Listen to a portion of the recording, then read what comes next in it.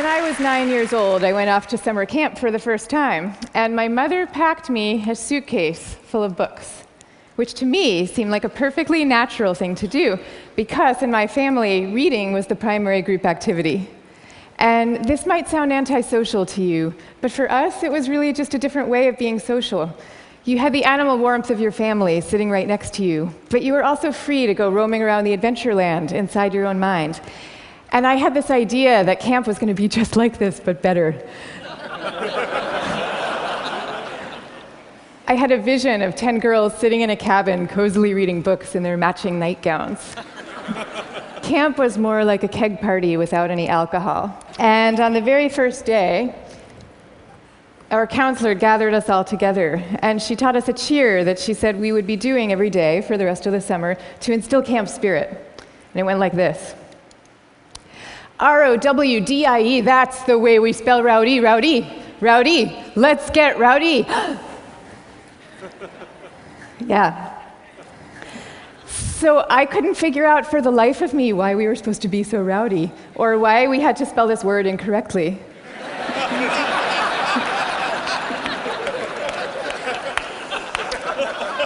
But I recited the cheer. I recited the cheer along with everybody else. I did my best. And I just waited for the time that I could go off and read my books. But the first time that I took my book out of my suitcase, the coolest girl in the bunk came up to me and she asked me, "Why are you being so mellow?" Mellow, of course, being the exact opposite of R-O-W-D-I-E. And then the second time I tried it, the counselor came up to me with a concerned expression on her face, and she repeated the point about camp spirit and said we should all really work very hard to be outgoing. And so I put my books away, back in their suitcase, and I put them under my bed, and there they stayed for the rest of the summer. And I felt kind of guilty about this. I felt as if the books needed me somehow, and they were calling out to me, and I was forsaking them. But I did forsake them, and I didn't open that suitcase again until I was back home with my family at the end of the summer. Now, I tell you this story about summer camp. I could have told you 50 others just like it. All the times that I got the message that somehow my quiet and introverted style of being was not necessarily the right way to go, and that I should be trying to pass as more of an extrovert. And I always sensed deep down that this was wrong, and that introverts were pretty excellent just as they were. But for years, I denied this intuition. And so I became a Wall Street lawyer, of all things, instead of the writer that I had always longed to be, partly because I needed to prove to myself that I could be bold and assertive too. And I was always going off to crowded bars when I really would have preferred to just have a nice dinner with friends. And I made these self-negating choices so reflexively that I wasn't even aware that I was making them. Now, this is what many introverts do, and it's our loss for sure, but it is also our colleagues' loss and our community's loss, and at the risk of sounding grandiose, it is the world's loss, because when it comes to creativity and to leadership, we need introverts doing what they do best. A third to a half of the population are introverts. A third to a half. So that's 1 out of every 2 or 3 people you know. So even if you're an extrovert yourself, I'm talking about your coworkers and your spouses and your children and the person sitting right next to you right now.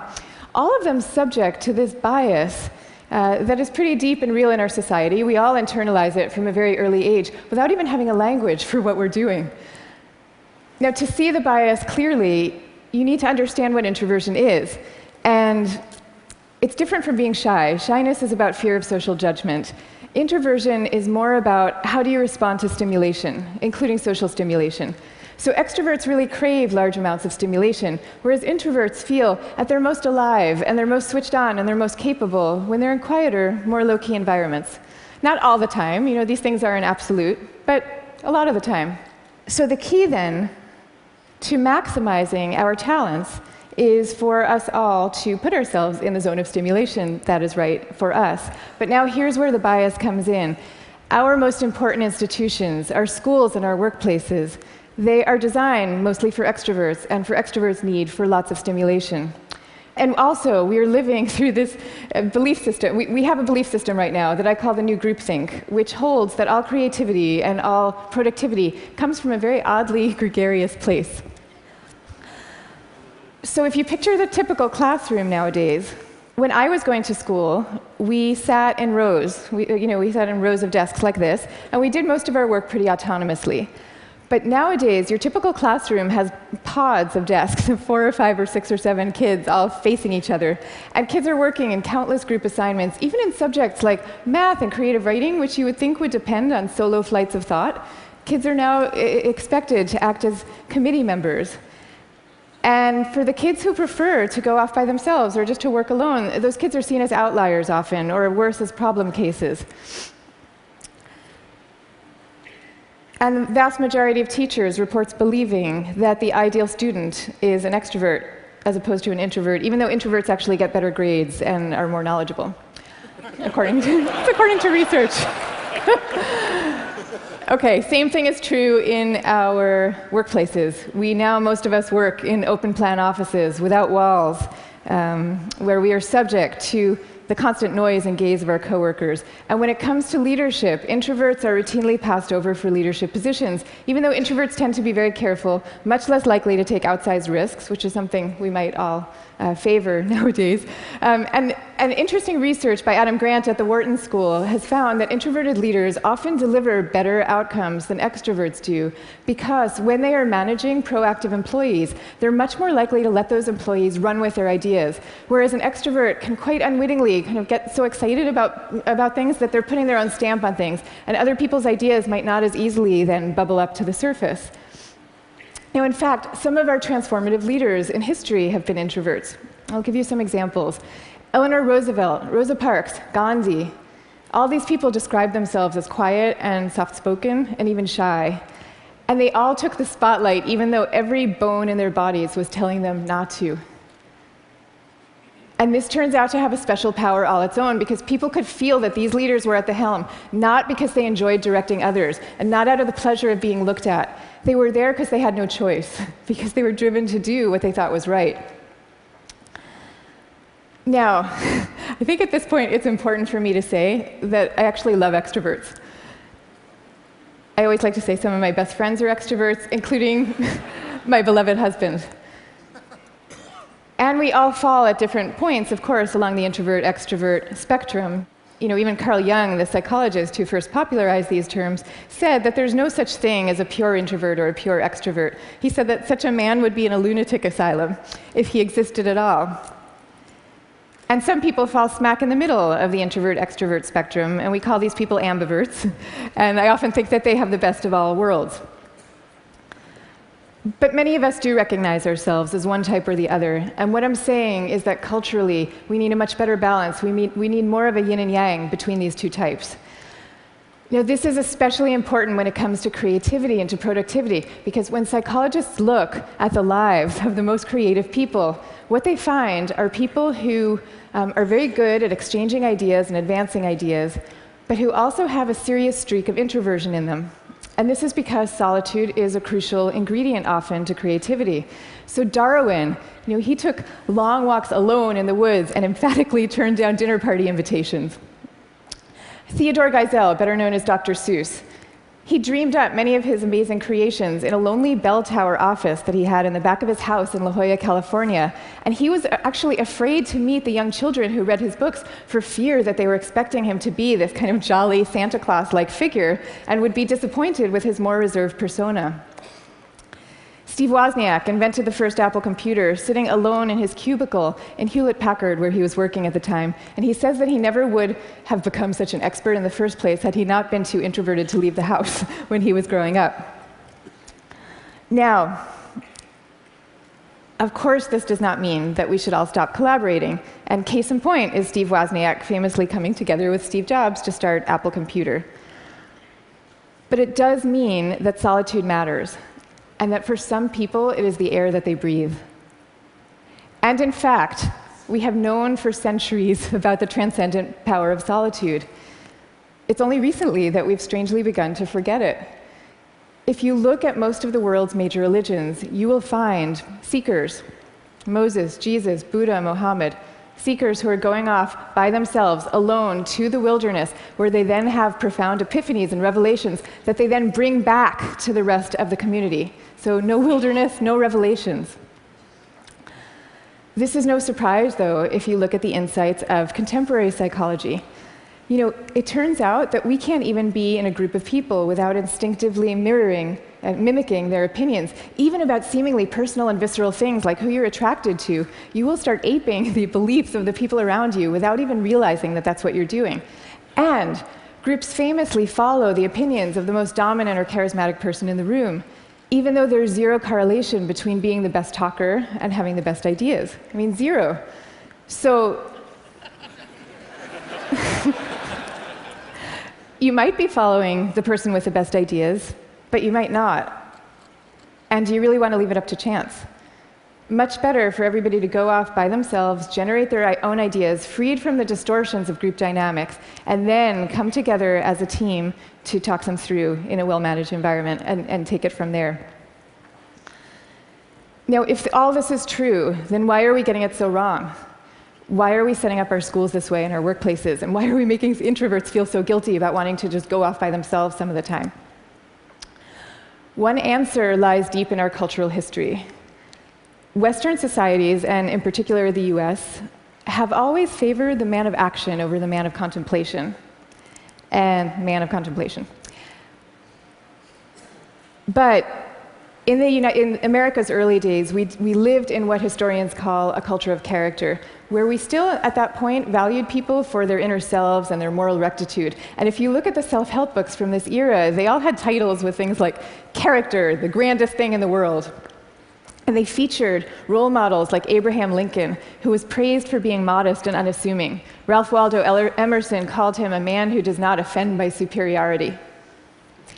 But then we hit the 20th century, and we entered a new culture that historians call the culture of personality. You know, what happened is we had evolved from an agricultural economy to a world of big business. And so suddenly people are moving from small towns to the cities. And instead of working alongside people they've known all their lives, now they are having to prove themselves in a crowd of strangers. So quite understandably, qualities like magnetism and charisma suddenly come to seem really important. And sure enough, the self-help books change to meet these new needs. And they start to have names like How to Win Friends and Influence People. And they feature as their role models really great salesmen. So that's the world we're living in today. That's our cultural inheritance. Now, none of this is to say that social skills are unimportant. And I'm also not calling for the abolishing of teamwork at all. The same religions who send their sages off to lonely mountaintops also teach us love and trust. And the problems that we are facing today in fields like science and in economics are so vast and so complex that we are going to need armies of people coming together to solve them, working together. But I am saying that the more freedom that we give introverts to be themselves, the more likely that they are to come up with their own unique solutions to these problems. So now, I'd like to share with you what's in my suitcase today.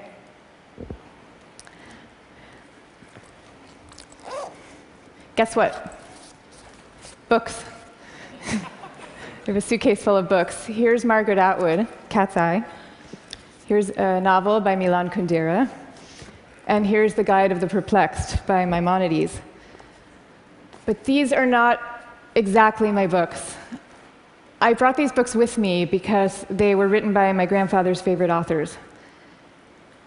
My grandfather was a rabbi, and he was a widower who lived alone in a small apartment in Brooklyn. That was my favorite place in the world when I was growing up, partly because it was filled with his very gentle, very courtly presence, and partly because it was filled with books. I mean, literally, every table, every chair in this apartment had yielded its original function to now serve as a surface for swaying stacks of books. Just like the rest of my family, my grandfather's favorite thing to do in the world was to read. But he also loved his congregation, and you could feel this love in the sermons that he gave every week for the 62 years that he was a rabbi. He would take the fruits of each week's reading, and he would weave these intricate tapestries of ancient and humanist thought, and people would come from all over to hear him speak. But here's the thing about my grandfather.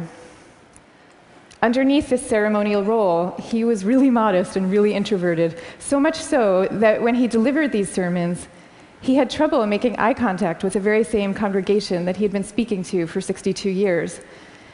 And even away from the podium, when you called him to say hello, He would often end the conversation prematurely for fear that he was taking up too much of your time.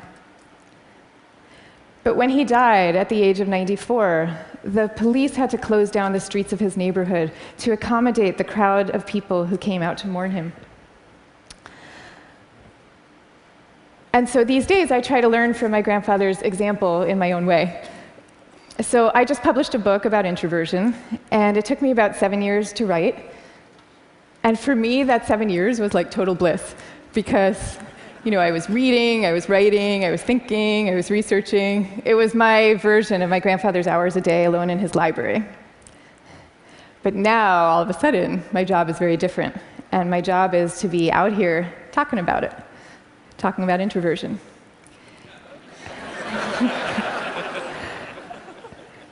And that's a lot harder for me, because as honored as I am to be here with all of you right now, this is not my natural milieu. So I prepared for moments like these as best I could. I spent the last year practicing public speaking every chance I could get, and I called this my year of speaking dangerously. And that actually helped a lot.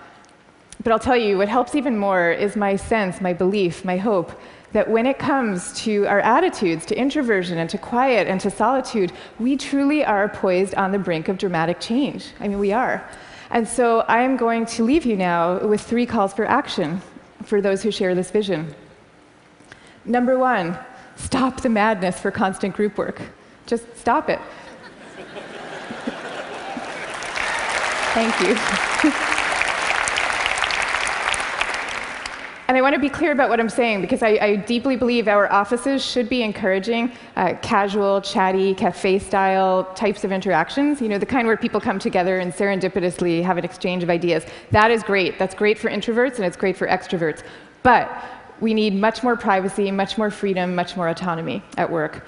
School, same thing. We need to be teaching kids to work together, for sure.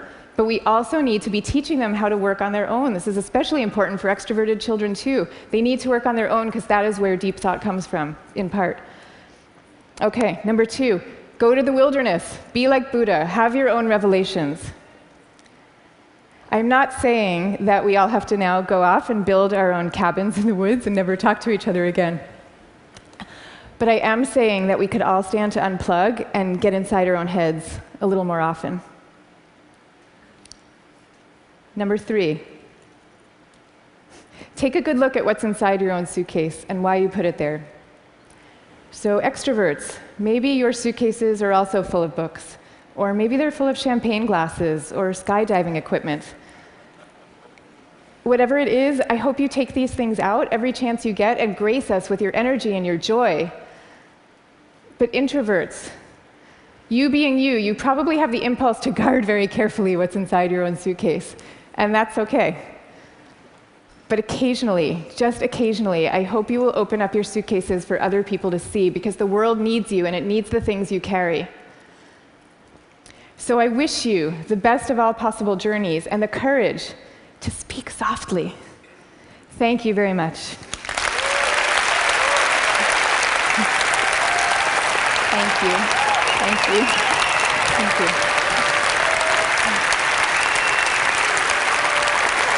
Thank you.